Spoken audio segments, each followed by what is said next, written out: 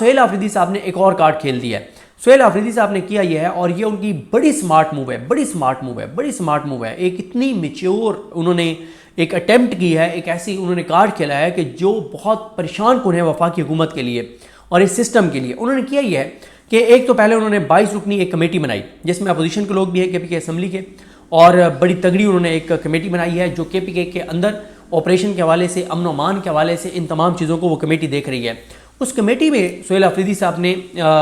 اور اسپیکر بابر سلیم سماعتی صاحب نے سوموار کے دن IG KPK ان کو اور CTD کے جو KPK کے ہیڈ ہیں ان کو اور چیف سیکرٹری ان کو بلائے ہوئے ہے کہ ہمیں KPK میں امن و امان کے اوپر آپ آ کر اور بریفنگ دیں. اس کے بعد جو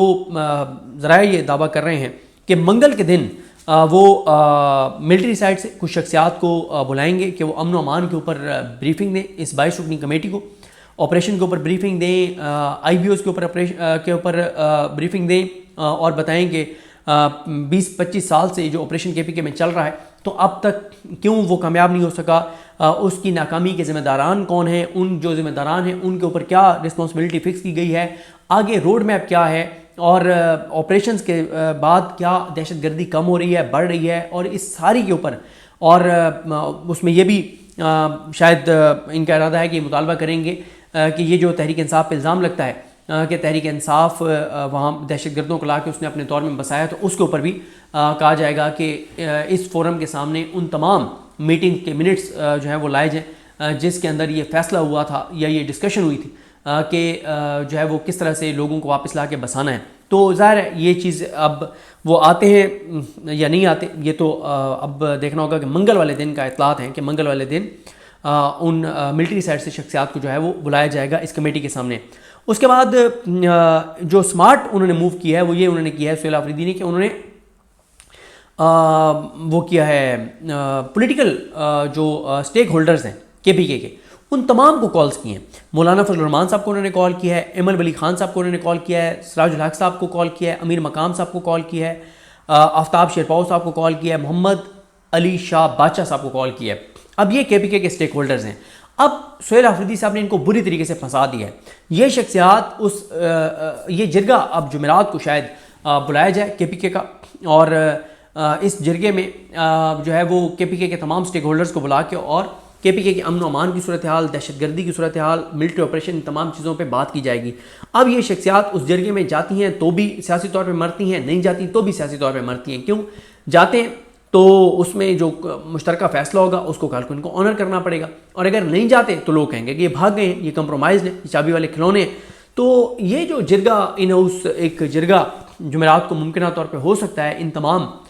پارٹی یہ ان تمام سٹیک ہولڈرز کو جن کو کالز کیے ہیں ان کو بلا کر, تو اس میں شاید میڈیا کے کچھ لوگوں کو بھی بطور آبزرور جو ہے وہ بلایا جائے. تو اب یہ انہوں نے سہیل آفریدی صاحب نے یہ موو کر کے اور اپنی میچورٹی کا ثبوت دیا ہے کہ وہ تمام سٹیک ہولڈرز کو آن بورڈ لینا چاہتے ہیں. دیکھیں وہ اس وقت کر رہے ہیں, وہ ایک ہی چیز کر رہے ہیں کہ وہ ٹمپریچر بڑھا رہے ہیں, وفاقی حکومت کے لیے, اداروں کے لیے وہ ٹمپریچر بڑھا رہے ہیں. وہ بار بار ملٹری آپریشن کے اوپر بات کر رہے ہیں, وہ کولیٹرل ڈیمیج کے اوپر بات کر رہے ہیں. ظاہر ہے وفاق اپنے کارڈ کھیل رہا ہے, وہ اپنے کارڈ کھیل رہے ہیں, لیکن دونوں کے جو کارڈز آپس میں کھیل رہے ہیں الٹیمیٹلی کون جیتا ہے وہ آپ نے آنے والا وقت بتائے گا. لیکن ایک بات تو طے ہے کہ ٹمپریچر بڑھتا چلا جا رہا ہے, اور یہی ٹمپریچر سہیل آفریدی بڑھانا چاہتے ہیں, اور اس میں وہ خاصے کامیاب ہیں. اب بار بار ایک ہی سوال ہوتا ہے نومبر میں آ رہے ہیں نہیں آ رہے. میری آج بھی ایک دوست سے بات ہوئی جو آج KPK میں موجود تھے, وہاں سے وہ واپس آ رہے تھے اسلام آباد کی طرف. انہوں نے کہا یار میں تو جتنے لوگوں سے ملا ہوں, ینگ جو لوگ ہیں PTI کے سٹیک ہولڈرز ہیں, وہ سب تو یہ سمجھتے ہیں کہ نومبر میں ہمارے پاس مارچ کے علاوہ کوئی چارہ نہیں ہے. چاہے ہم KPK کی سائڈ پہ آ کے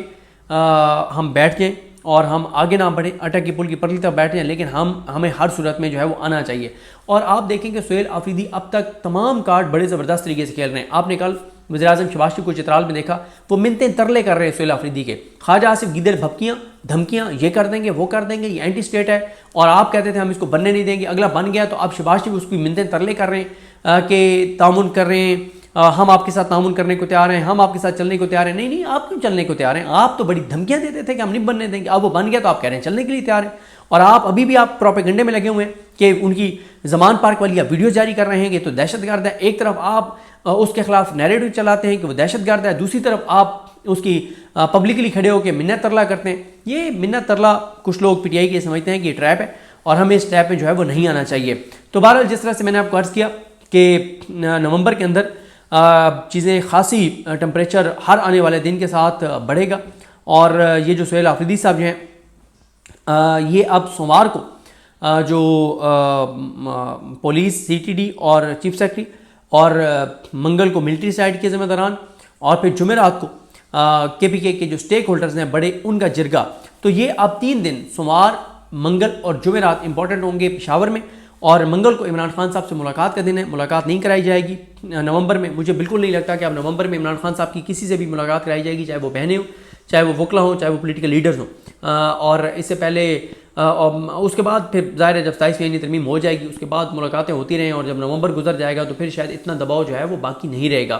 اور عمران خان صاحب نے پارٹی کو کہا ہے کہ آپ عدالتوں کے اوپر دباؤ بڑھائیں, لیکن ہم نے نہیں دیکھا کہ بدھ جمعرات جمعے کو پی ٹی آئی کی جانب سے عدالتوں کے اوپر کوئی کسی طرح کا بھی دباؤ بڑھایا گیا. اب نیکسٹ ویک میں وہ کیا کرتے ہیں, دباؤ بڑھاتے نہیں بڑھاتے. مجھے سچی بات یہ ہے کہ ابھی تک تو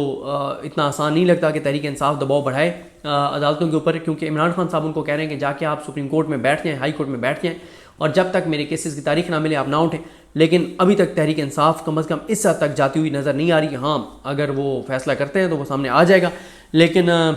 دیکھتے ہیں جی چیزیں کیسے آگے بڑھتی ہیں. اور 1 نومبر سے ہی معاملات گرم ہو گئے ہیں, 1 نومبر سے ٹمپریچر بڑھنا شروع ہو گیا ہے, اور سہیل آفریدی روزانہ ایسی ایکٹیویٹیز اب آگے کریں گے 1-2 جس سے ٹمپریچر جتنا وہ بڑھا سکتے ہیں وہ بڑھائیں. اور ان کا یہ خیال ہے کہ اگر ہم ٹمپریچر سے بڑھا لیتے ہیں تو یہ بھی ہو سکتا ہے کہ کوئی خان صاحب کے ساتھ براہ راست جا کے کوئی بات شروع کر دے. دیکھیں یہ جو ہے نا کہ شاہ محمود قریشی صاحب سے فواد چودھری صاحب کا یا عمران اسماعیل صاحب کا ان لوگوں کا جا کے ملنا, اس سے کوئی فائدہ نہیں ہوگا.